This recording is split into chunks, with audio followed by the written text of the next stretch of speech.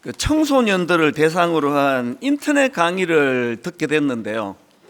아주 유명한 강사님이 이제 강의를 하는데 그 강사가 학생들에게 그 동기부여를 심어주려고 한 예화를 드는데 그게 저에게도 굉장히 참 인상 깊게 그렇게 들었습니다. 내용이 이렇습니다.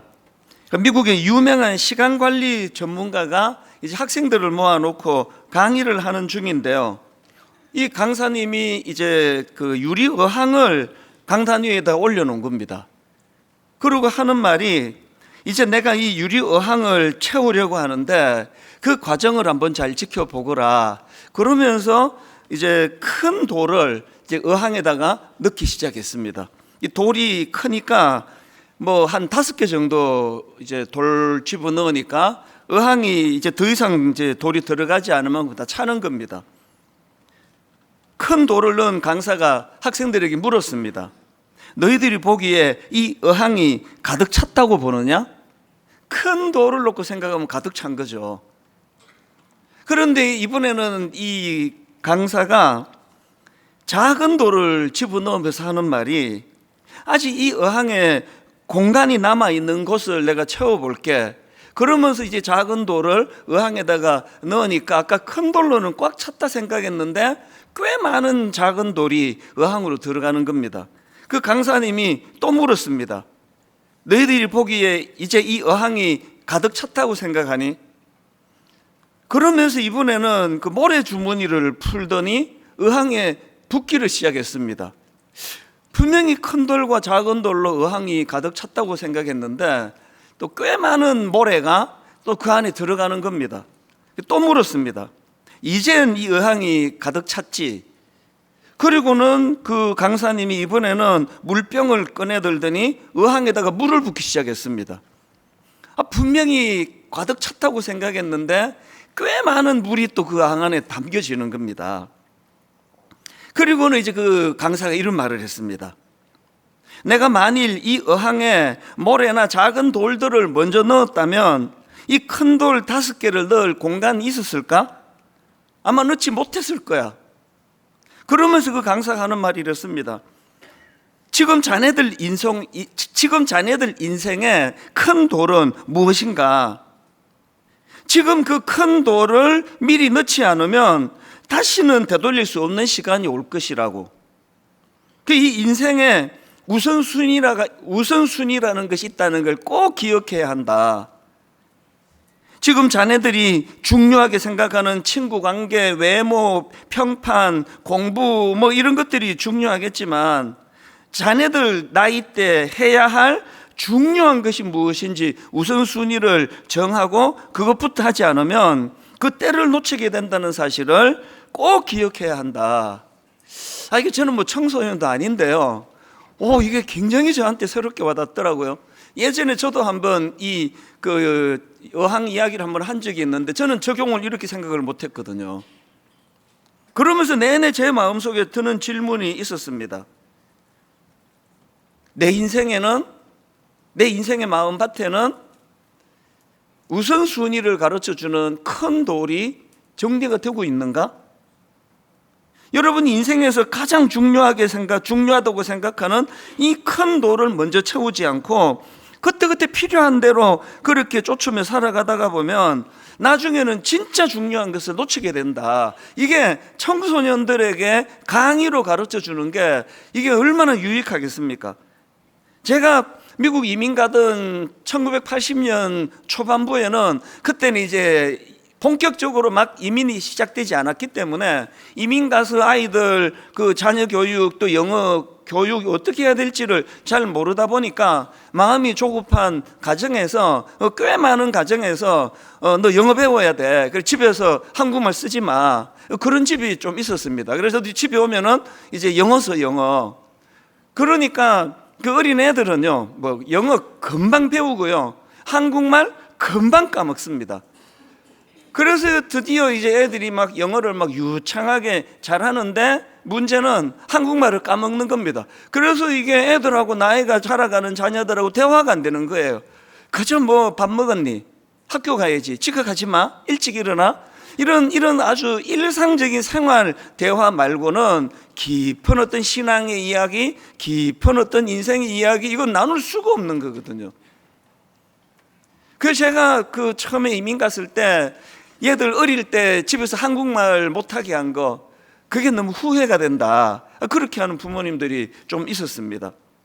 그런가 하면은 어떤 부모님들은요, 얘가 영어를 빨리 못 배우면 어떡하나는 조급함도 있었지만, 그러나 기준을 딱 정하고요. 너 집에서는 한국말 써야 돼. 영어 천천히 배워도 돼. 너 한국 사람이야.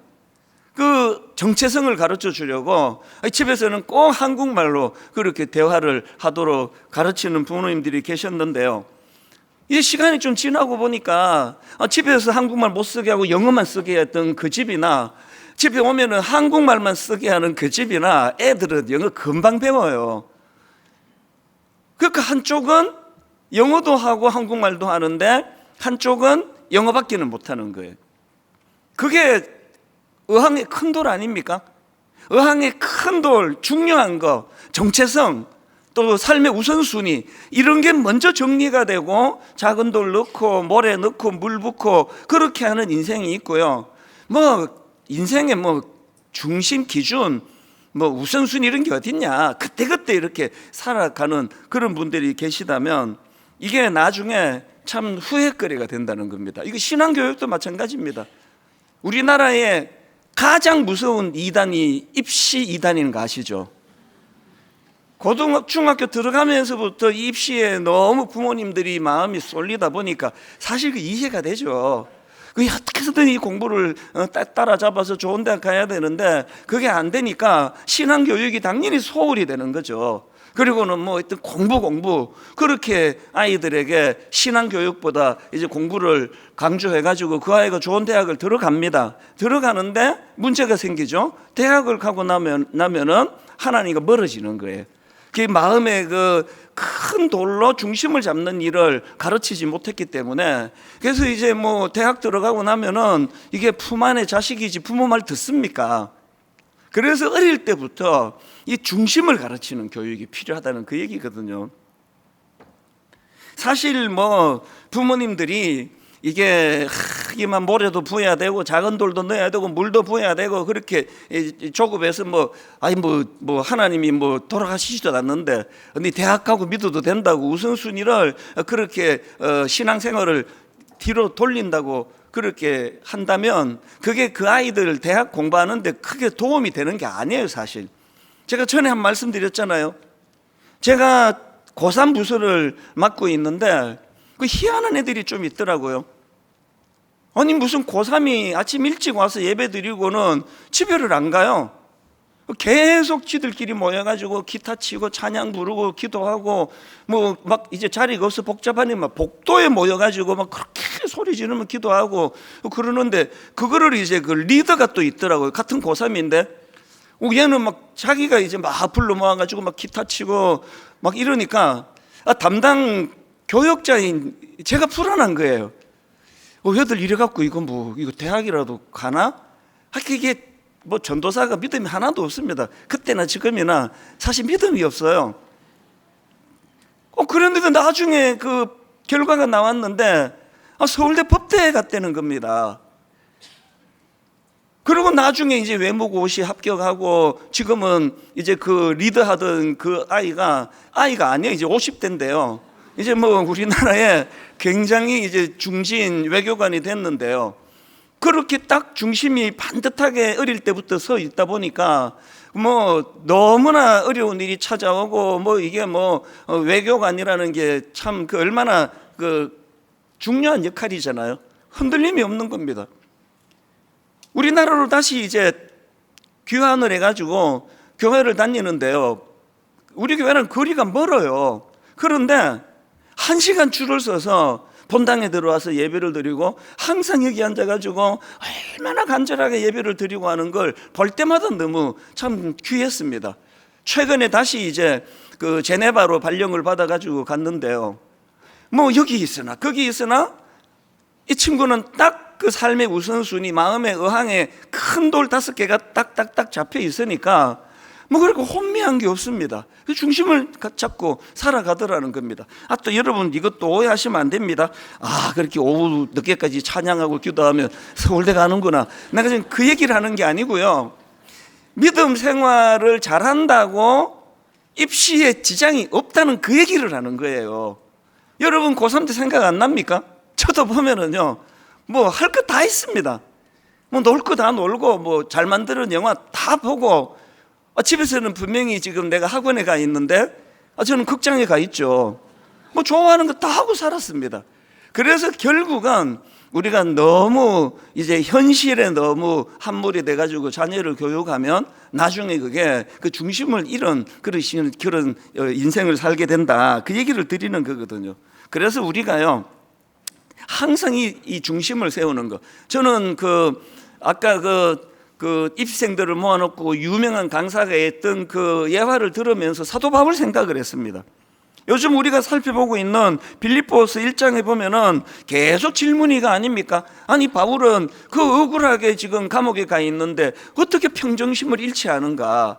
아니 그 불편한 감옥 속에서도 어떻게 찬양이 나오고 기쁨이 그에게 끊임없이 솟아날 수 있는가? 저는 그 강의를 들으면서 바울 내면에 있는 그 의항의 큰 돌, 이 삶의 기준, 그리고 삶의 우선순위가 잘 정립이 된 사람은 이런 상황에, 환경에 흔들리지 않는 거구나. 그걸 다시 한번 제가 생각을 하게 됐습니다. 자, 그렇다면 바울은 어떤 삶의 기준이 있었습니까? 그와 같이 우선순위는 빌립보서 1장 20절에 잘 나옵니다. 나의 간절한 기대와 소망을 따라 아무 일에든지 부끄러워하지 아니하고 지금도 전과 같이 온전히 담대하여 살든지 죽든지 내 몸에서 그리스도가 존귀하게 되게 하려 하라니. 뭐 이렇게 또 설교하면요, 또 어떤 분들은 하여튼 교회는 꼬리타분한 이야기를 한다고, 무슨 뭐 그리스도 중심의 삶 그런 게 지금 바빠 죽겠는데 내 인생에 그게 뭐가 그렇게 중요해? 그 절대 그렇지 않습니다.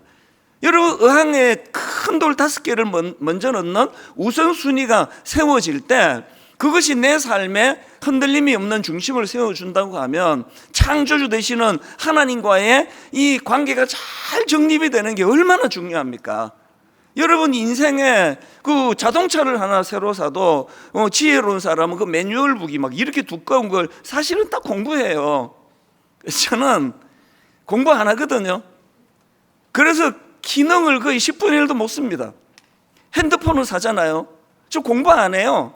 요즘에도 최신 폰을 샀습니다. 제가 왜 강조하느냐, 지금 자랑하고 있는 거죠. 최신 폰인데요, 걸고 받는 것밖에 안 해요. 무거워 죽겠어요. 이거 걸고 받는 것밖에 안 하는데. 왜? 기능을 모르니까. 이게 뭐 100만 원 주고 사는데 5만 원어치도 못 쓰는 것 같아요. 걸고 받고 엄청 중요할 때 문자 좀 쓰고 뭐하러 그 최신 폰을 사느냐고요. 여러분 하나님을 좀 아세요? 우리를 창조하신 분이에요. 우리를 설계하신 분이에요. 그분이 우리를 어떻게 설계했는지, 어떻게 할 때 우리가 기능이 작동이 잘 되는 건지, 어떻게 할 때 우리가 행복한 건지, 그 사실 그걸 모르면서, 그러니까 우리가 자기를 엄청 위하는 것 같지만요, 자기를 위하지 않아요. 이 사도 바울처럼 딱 그 창조 정신을 따라서 바울이 갖고 있는 살든지 죽든지 내 몸에서 그리스도가 존귀하게 되게 하는 거, 이게 사실은 이게 우리 인간의 행복이거든요. 하나님과의 관계가 잘 정립이 되고 하나님이 만드신 창조 질서를 우리가 공부해가면서 그렇게 사는 게 절대로 이게 손해가 아닌데, 이렇게 바울이 딱 중심을 갖고 살아가니까 21절을 보십시오. 이는 내게 사는 것이 그리스도니 죽는 것도 유익함이라. 아니 뭐 죽는 것도 유익하다고 생각하고 있는 바울에게 그까지 뭐 억울하게 감옥 가는 거, 그건 뭐 그 큰일 아니에요. 이 중심이 세워지는 게 이런 거란 말이죠. 그러고 보면 이 사도 바울은요, 예수 그리스도를 영접한 이후에 그 이전과 이후의 삶의 기준이 완전히 바뀌어진 거거든요. 빌립보 3장 7절 한번 보십시오.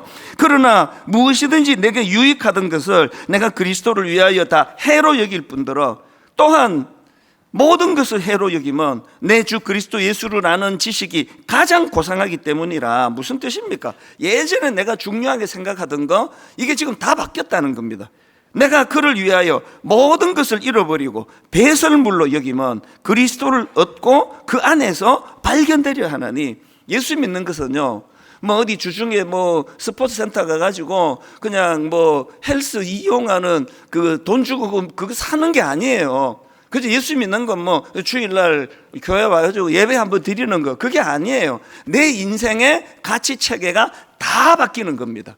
전체적으로 내 인생에 추구하는 것들이 방향이 바뀌어지는 걸 경험하는 거, 이게 제대로 예수 믿는 거거든요.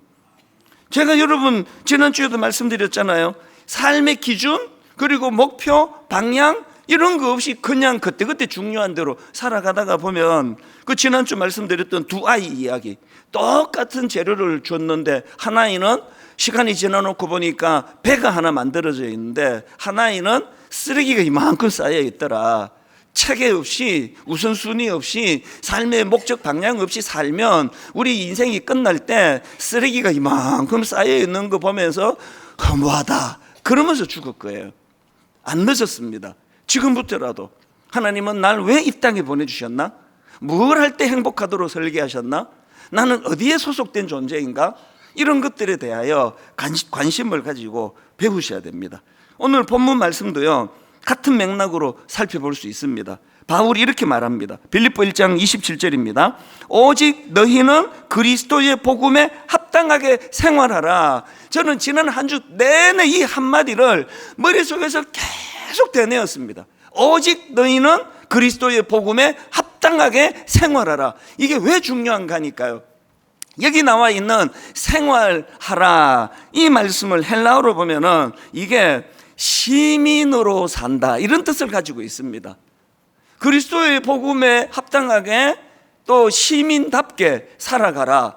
이게 무슨 의미인가 하니까요, 빌립보 3장 20절에 보니까 바울이 이렇게 말합니다. 그러나 우리의 시민권은 하늘에 있는지라.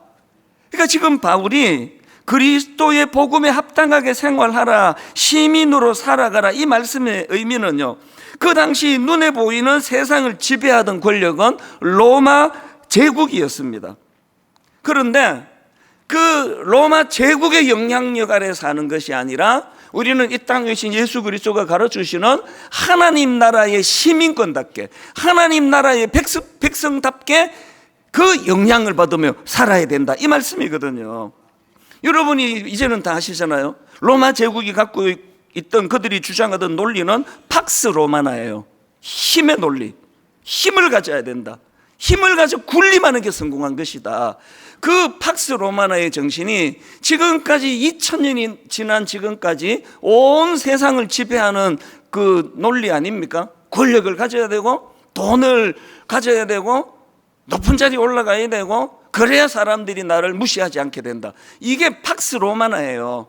그런데 예수 그리스도가 가르쳐 주시는 건 팍스 로마나가 아니에요. 지난주 우리가 배웠잖아요. 위대한 하강, 사랑하기 때문에 희생하고, 사랑하기 때문에 양보하고, 사랑하기 때문에 낮아지고, 사랑하기 때문에 십자가를 지시는 그 주님의 정신. 그리고 이렇게 우리가 살아갈 때 거기에 그게 손해보는 게 아니라 그게 행복이다, 기쁨이다. 예수 믿는 여러분들이 그저 주일날만 교회에 잠깐 와서 예배 드리고 그걸 나 예수 믿어요 이렇게 말하기는 어렵습니다. 한번 예를 써보자고요. 이게 진짜 맞나? 이 힘의 논리가 맞는 것 같은데, 내 생각에는 우리가요, 이 위대한 하강으로 그렇게 표현되는 하나님 나라의 이 원리를 우리가 한번 지키고 살아본다면 너무나 이 흔들림이 심한, 또 유혹이 심한 이 세상에서 흔들리지 않는 비결이 될 수 있다, 그 얘기거든요. 제가 지난주에 그 최근에 나온 책입니다. 마이클 이스터가 쓴 가짜 결핍. 이게 사실은 결핍이 아닌데 이게 가짜 결핍이에요. 이 가짜 결핍이라는 이 책의 부제가 참 흥미롭습니다. 부제가 이래요. 욕망의 뇌가 만들어낸 여전히 부족하다는 착각. 욕망이 만들어낸 여전히 부족하다는 착각. 그 책 소개글 일부를 한번 들어보시면 이게 무슨 뜻인지 금방 이해가 됩니다. 한번 읽어드릴게요. 이미 충분한 시대, 왜 우리는 여전히 부족하다고 느끼는가? 이게 지금 기독교 책이 아니에요. 일반 전문가가 쓴 책이거든요. 이미 충분한 시대, 왜 우리는 여전히 부족하다고 느끼는가? 몸에 해로운 걸 알면서도 초가공식품을 더 많이, 더 자주 먹고, 심각한 위험성을 짐작하면서도 지나친 음주, 마약, 도박을 끊지 못하고, 시간 낭비인 것을 알면서도 SNS에 들락날락하며 좋아요 숫자에 집착하고, 사놓고 안 쓰는 물건이 쌓여 있는데도 불필요한 쇼핑을 계속한다. 더 많이 먹고 놀고 사는데도 대체 왜 우리는 끊임없이 무언가를 욕망하는 걸까? 채워도 허전한 마음, 원하는 것을 손에 넣어도 만족스럽지 않은 기분, 말하지 않아도 우리 모두 어렴풋이 알고 있는 이 불편한 느낌의 실체는 무엇일까? 이 책이 지금 문제 제기하는 거 뭔지 아시겠죠? 저는 그 책의 한 대목에서 뭘 말하고 싶은지가 팍 감이 잡히더라고요. 그 한 대목 제가 읽어드릴게요. 한번 들어보세요. 선동의 귀재이자 홍보대가인 에드워드 버네이스는 이런 말을 했다. 여러분, 지금 온 세상이 광고, 막 TV에만 켜면은 광고, 예전에는 그냥 TV 끝날 때까지 보게 해주더니 요새 자꾸 중간에 또 광고, 그래가지고 무슨 좀 재밌는 거 있으면 결정적인데 광고, 막 계속 광고예요.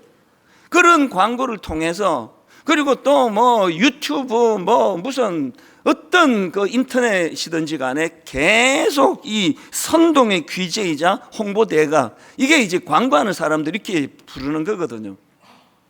선동의 귀재이자 홍보대가인 에드워드 버네이스는 이런 말을 했다. 우리 일상의 거의 모든 행동은 대중 심리와 사회적 습성을 이해하는 소수에 의해 지배받는다. 우리는 듣도 보도 못한 사람들에 의해 정신의 틀이 잡히고 취향이 형성되고 생각이 주입되는 등 통제를 받는다. 대중을 꼭두가시처럼 쥐고 흔드는 건 바로 그들이다. 이게 무슨 말입니까? 인간의 뇌가 갖고 있는 취약성을 너무나 잘 알고 있는 기업들이, 광고주들이 끊임없이 우리 현대인들을 유혹하고 혼란의 자리로 끌고 간다는 거예요. 그래서 오늘 이런 시대는 중독을 피할 수가 없습니다. 끊임없이 우리를 중독으로 몰고 가서 그들이 추구하는 것들을 얻어내는 거거든요. 이런 시대를 살다가 보니까 이게 중심을 세우지 않으면 우리는 비틀거리며 살 수밖에 없습니다. 여러분, 에베소서 4장 13절 14절 이 구절로 우리가 무장해야 됩니다. 우리가 다 하나님의 아들을 믿는 것과 아는 일에 하나가 되어 온전한 사람을 이루어 그리스도의 장성한 분량이 충만한 데까지 이르리니, 이는 우리가 이제부터 어린아이가 되지 아니하여 사람의 속임수와 간사한 유혹에 빠져 어떻게 해요? 온갖 교훈의 풍조에 밀려 요동하지 않게 하려 함이라. 로마서 12장 2절 너희는 이 세대를 본받지 말고 오직 마음을 새롭게 함으로 변화를 받아 하나님의 선하시고 기뻐하시고 온전하신 뜻이 무엇인지 분별하도록 하라. 에베소서 4장 22절 너희는 유혹의 욕심을 따라 썩어져가는 구습을 따르는 옛사람을 벗어버리고 오직 너희의 심령이 새롭게 되어 하나님을 따라 의와 진리의 거룩함으로 지으심을 받은 새 사람을 입어라. 여러분, 이런 유혹이 많은 시대를 살면서 저와 여러분들이 가지고 있는 이 마음의 의항에 큰 돌 5개가 우리 중심을 지탱하도록 하는 것, 그리고 사도 바울이 말하는 것처럼 그 팍스 로마나 힘의 논리가 지배하는 그 시대의 지배를 받고 우리가 살아가지만 우리는 그들에게 속한 존재가 아니다. 우리는 하나님 나라 시민권자다. 우리는 하나님 나라의 영향력에 의해서 살아가기를 원한다. 이런 것들을 계속 우리가 추구해야 되는 거거든요. 오늘 설교 제목을 제가 그리스도의 정신으로 무장하기 이렇게 잡았는데요, 우리의 생각과 가치 체계를 끊임없이 흔들어대는 우리 시대이기 때문에 예수 그리스도의 정신으로 무장하는 이것이 너무나 중요하다는 거거든요. 그래서 사도 바울이 27절에서 말씀하신 오직 너희는 그리스도의 복음에 합당하게 생활하라. 오직 그리스도의 복음에 합당하게 그 영향력 아래 그렇게 살아가라. 오늘 이런 말씀이 여러분들 내면에서 참 도전해 봐야 되겠다, 이런 마음을 성령님이 주시기를 원합니다. 자, 오늘 이 본문 말씀을 이렇게 묵상하고 정리하고, 그래서 우리가 이런 관점으로 우리 자신에게 스스로 질문해야 돼요. 나는 그리스도의 복음에 합당하게 생활하고 있는가? 나는 팍스 로마나 힘의 논리로 살아가라고 유혹하는 이 세상에서 그런 것들이 흔들리지 않을 하나님 나라 시민권다운 가치관을 갖고 있는가? 삶의 중심이 딱 서 있는가? 점검하셔야 되는 거거든요. 경남 거창 그 시골에 가면은요, 거창 고등학교가 있습니다. 그 학교 강당 뒤편에 직업 선택 10계명이라는 게 있는데, 지난주에 그 다른 앞부분의 예배 때는 제가 이걸 다 소개해 드렸는데, 지난주에는 내용이 길어지는 바람에 이거를 제가 소개를 못 해드렸는데, 제가 반드시 하고 싶습니다. 거창 고등학교의 직업 선택 10계명 한번 들어보십시오. 첫 번째, 월급이 적은 쪽을 택하라. 아이고, 처음부터 이게 또 말도 안 되는 소리를 하네. 예, 첫 번째가 월급이 적은 쪽을 택하라. 두 번째, 내가 원하는 곳이 아니라 나를 필요로 하는 것을 택하라. 세 번째, 승진의 기회가 거의 없는 곳을 택하라. 계속 읽어야 되나 이걸? 승진의 기회가 거의 없는 곳을 택하라. 네 번째, 모든 것이 갖추어진 곳은 피하고 처음부터 시작하는 황무지를 택하라. 다섯 번째, 앞을 다투어 모여드는 곳은 절대 가지 마라. 아무도 가지 않는 곳을 택하라. 여섯 번째, 장래성이 전혀 없다고 생각되는 곳으로 가라. 일곱 번째, 사회적 존경 같은 건 바라볼 수 없는 곳으로 가라. 여덟 번째, 한가운데가 아니라 가장자리로 가라. 아홉 번째, 앞군이에요. 부모가, 아내가, 약혼자가 결사 반대하는 곳이면 틀림없다. 의심치 말고 가라. 열 번째, 왕관이 아니라 단두대가 기다리고 있는 곳으로 가라. 지금 여러분이 기독교 학교인 거창고등학교가 내세우는 직업 선택 10계명에서 강조하는 포인트가 뭡니까? 겉으로 보기에 화려하고 겉으로 보기에 세속적인 성공을 부추기는 그런 것을 택하지 말고 하나님의 부르심에 응답하는 삶을 살라는 거예요. 여러분, 이게 무슨 말도 안 되는 이런 걸 그 고등학교 교회도 아니고 학교 강당에다 이걸 직업 선택 10계명으로 붙여놨나 그러시겠지만, 궁금하시면요 집에 가서 한번 검색해 보세요. 그 시골에 있는, 지방의 시골에 있는 거창고등학교에서 얼마나 많은 인물이 배출되는지 아십니까? 우리 교회도 많이 계세요. 딱 어릴 때부터 중심을 가르치고 어릴 때부터 의항에 큰 돌 넣는 그 원리를 먼저 가르친 그 학교에서 지금도요 곳곳에서, 사회 곳곳에서 거창고등학교 출신들이 자기 자리를 잘 지금 지키고 있는 거거든요. 그래서 지금 그 시골의 거창고등학교로 막 서울에 사는 사람들이 그리로 애를 보내려고 막 연락을 하고 이렇게 하는 거거든요. 지난주에도 제가 이 10계명 읽어드리고 났더니 어떤 어르신이 오셔가지고 연세가 많이 드셨는데, 목사님 내가 거창고등학교 출신입니다. 아, 이 할아버지가 자부심이 대단해요. 거창고등학교 출신입니다 그러시더라고요.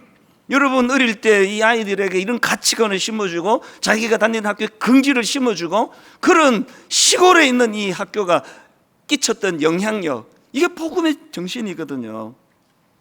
자, 이렇게 이제 오직 너희는 그리스도의 복음에 합당하게 생활하라, 이걸 27절에서 바울이 그렇게 말씀을 전해주시고는, 그리고 그 다음에 보면은 이제 바울이 이렇게 그리스도의 복음에 합당하게 생활하기 위해서 해야 될 일들을 쭉 설명하는데, 이걸 세 가지로 제가 정리를 해보았습니다. 시간이 다 제가 이제 너무 길어지기 때문에 오늘 한 가지만 이제 설명을 드리고 다음 주일날 연이어서 두 번째, 세 번째를 말씀드리려고 하는데요.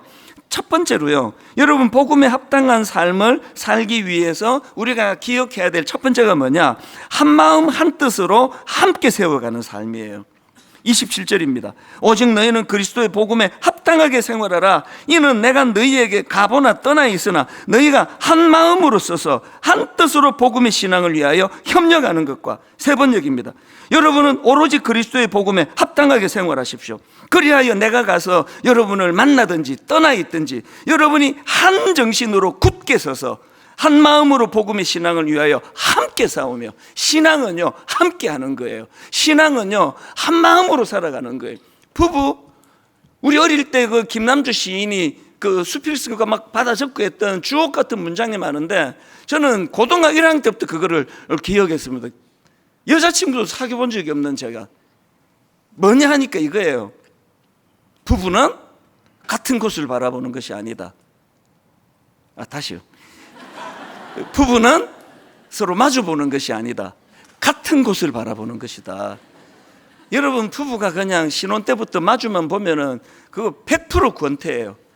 아이고 어쩌다가 내가 당신을 만나고 이렇게 돼요. 그래서 부부는 마주 보는 것이 아니라 같은 곳을 바라보는 것이다. 같이 꿈을 꾸고 같은 방향을 향해 나가고 같이 자녀를 키우는 이런 꿈들이 이런 함께의 정신이에요. 성경에 보면은 초대교회가 어떻게 그렇게 로마의 핍박 속에서도 세상을 감동시키는 일을 했나, 딱 저는 한 대목이 너무 와닿아요. 사도행전 4장 32절, 믿는 무리가 한 마음과 한 뜻이 돼요. 이게 초대교회의 특징이에요. 믿는 무리가 한 마음과 한 뜻이 돼요. 예수님도 요한복음 17장 21절 제자들 위해 이런 기도합니다. 아버지요, 아버지께서 내 안에, 내가 아버지 안에 있는 것 같이 그들도 다 하나가 돼요. 그들도 다 하나가 되어 우리 안에 있게 하사 세상으로 아버지께서 나를 보내신 것을 믿게 하옵소서. 그리고 에베소서 4장 3절, 평안에 매는 줄로 성령이 하나 되게 하신 것을 힘써 지키라. 계속 우리에게 강조하고 또 강조하는 거, 사랑으로 하나 되는 거예요. 사랑으로 하나 되는 거. 저는요, 유튜브를 보면 한국교회가 진짜 변질됐구나 뼈저리게 느껴요. 저는 SNS를 보면 한국교회가 진짜 변질됐구나. 뭘 보고 아는지 아십니까? 여러분, 세상에 저는요, 지금까지 어떤 스님이 다른 스님을 대놓고 가짜뉴스 만들고 조롱하고 비방하고 그렇게 하는 걸 한 번도 못 봤습니다. 누구 보신 분 계세요? 저는 못 봤습니다. 저는 천주교 신부님이 다른 신부님을 그렇게 공개적으로 조롱하고 막 이제 털려먹었다고 비웃고 그렇게 하는 걸 저는 한 번도 본 적이 없습니다. 그런데 지금 유튜브 들어가면 그냥 A 목사님이 B 목사님을 조롱하고, 저게 신앙이냐?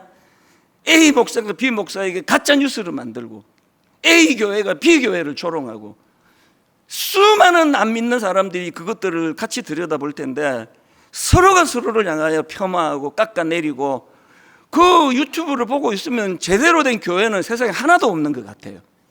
여러분,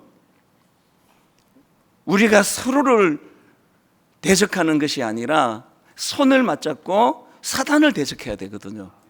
다락방을 왜 만들었습니까? 아이고, 그 박 집사도 보니까 한심하고 김 집사도 한심하고, 참 어떻게 이런지 모르겠어. 그러려고 다락방 가는 거 아니에요. 용납하고 품어주고 약한 사람들에다 같이 손을 잡아주고, 이게 오늘 우리가 이 악한 시대에 복음에 합당한 삶, 한 마음 한 뜻으로 함께 세워가는 삶입니다. 결론을 저는 이렇게 맺기 원합니다.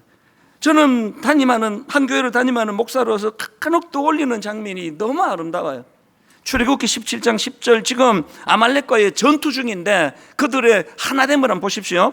요수아가 모세의 말대로 행하여 아말렉과 싸우고 모세와 아론과 훌은 산 꼭대기 올라가서 모세가 손을 들면 이스라엘이 이기고 손을 내리면 아말렉이 이기니 모세의 팔이 피곤함에 그들이 돌을 가져다가 모세의 아래에 놓아 그가 그 위에 앉게 하고 아론과 훌이 한 사람은 이쪽에서 한 사람은 저쪽에서 모세의 손을 붙들어 올렸더니 그 손이 해가 지도록 내려가지 아니한지라. 얼마나 아름답습니까? 한 마음 한 뜻으로 함께 세워가요.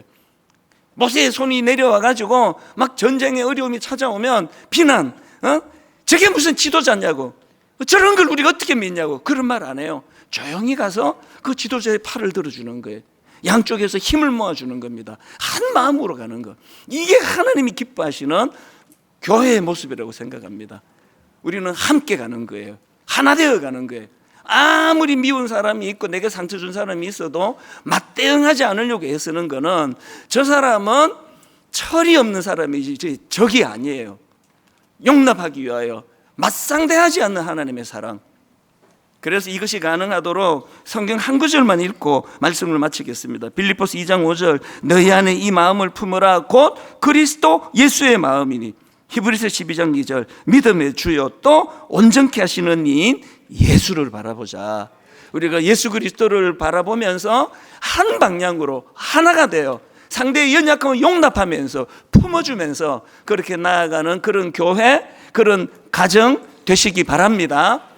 오늘 우리 이 찬양이 한 주간의 피로를 씻어주는 활력과 기쁨의 찬양이 되기를 원하는데요, 제목이 주 예수 나의 산 소망이에요.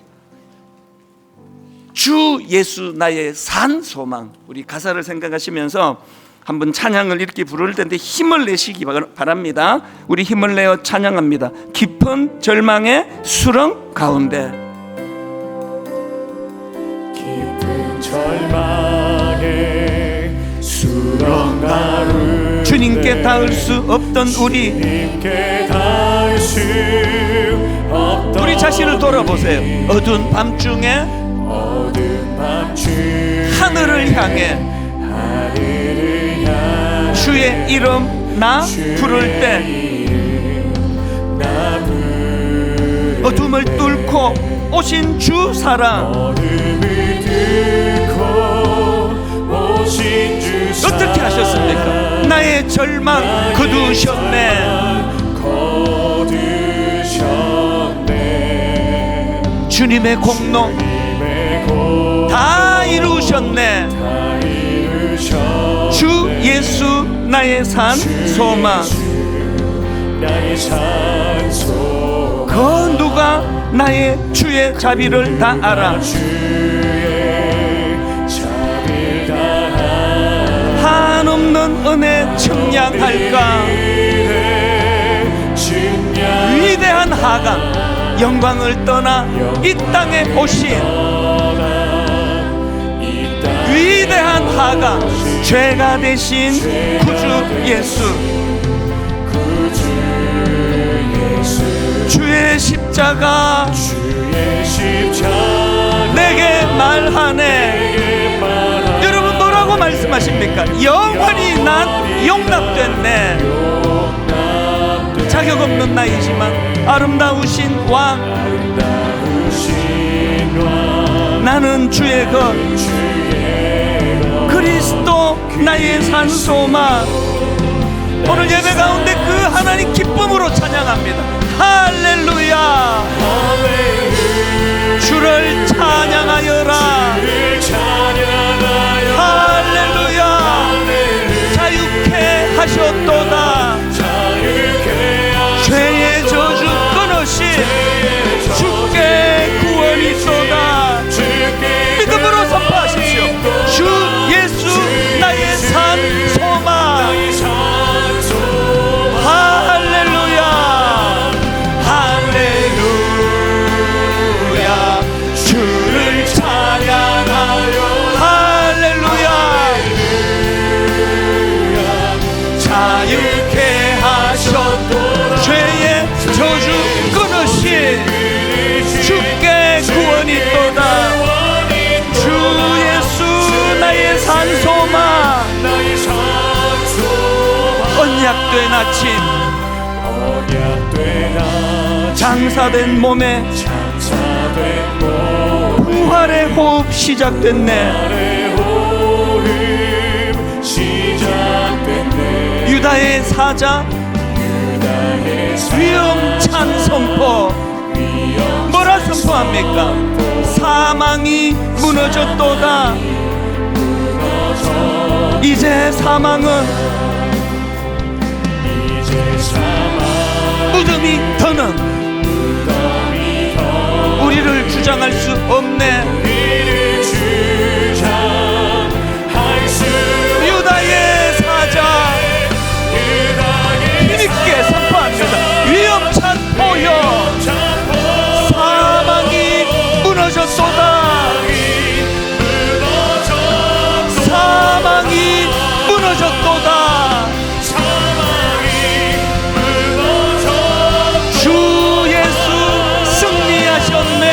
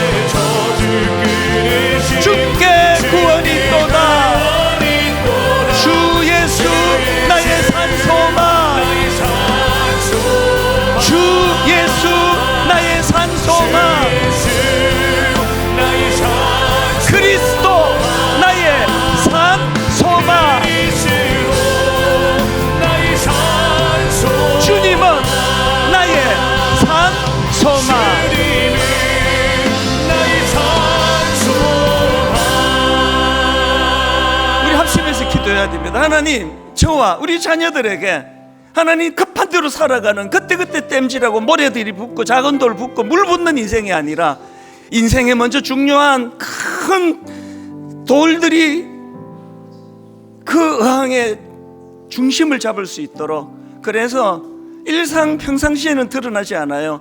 내 인생에 위기가 올 때, 상상이 어려운 어떤 아픈 일을 겪을 때, 누가 우리를 모함할 때, 억울하게 감옥에 들어갈 때, 그때 묵직한 우리 인생의 돌들이 우리를 지탱하고 있을 때, 그것이 바울처럼 요동하지 않게 하는 능력이 된다는 것입니다. 먼저 부모된 우리에게 하나님이 우선순위가 자리 잡도록 인도하여 주시기를 원합니다.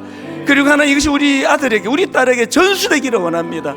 우리는 뼈대 있는 그리스도를 가장으로 중심에 둔 그런 예수 믿는 가정입니다. 우리 가정 안에 이런 중심이 잘 자리 잡도록 부모된 우리가 하나님 이런 우선순위와 중심이 잡힌 부모 되게 해달라고 우리 먼저 자신을 위하여, 그리고 우리 자녀들을 축복하며 한 목소리로 합심하여 통성으로 같이 기도하시겠습니다. 살아계신 하나님 아버지, 오늘 예배 가운데 인도해 주심을 감사합니다. 오늘 예배 가운데 개입하여 주시니 감사합니다. 예수 그리스도 오늘 우리들 삶 가운데 산 소망이 되심을 믿습니다.